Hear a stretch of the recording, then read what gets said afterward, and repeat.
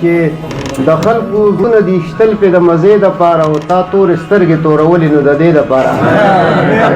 د خلکو زړونه دي شتل پې د مزې دپاره او تا تورې سترګې تورولې نو د دې دپاره او ناز و غرور غوسه د ښکلو سره بد نه لګي او مرچ مرچکې خوراک کې ښه وي ذایقې دپاره غزل درته ووایم چې سترګو له رپ ورکي یو بل سره باڼه ووخي سترګو له رپ ورکي یو بل سره باڼه ووخي او غاړو ته وخیږي چپې پکې رانجې ووخي او د ډېره قاره په غاښونو کې زخمي کې شونډې لکه چې څوک د ګلاب پاڼې په چاړه ووخي او دغه کړسای په مازغو کې هنګامه جوړوي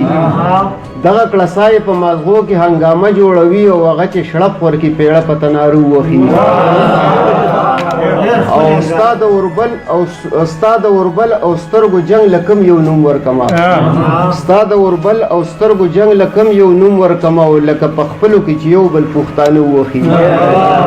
او په غرونو زلفو کې خاطه دومره آسان خو نه دي څوک پکې ورسي منزل ته او چاته زړه ووخي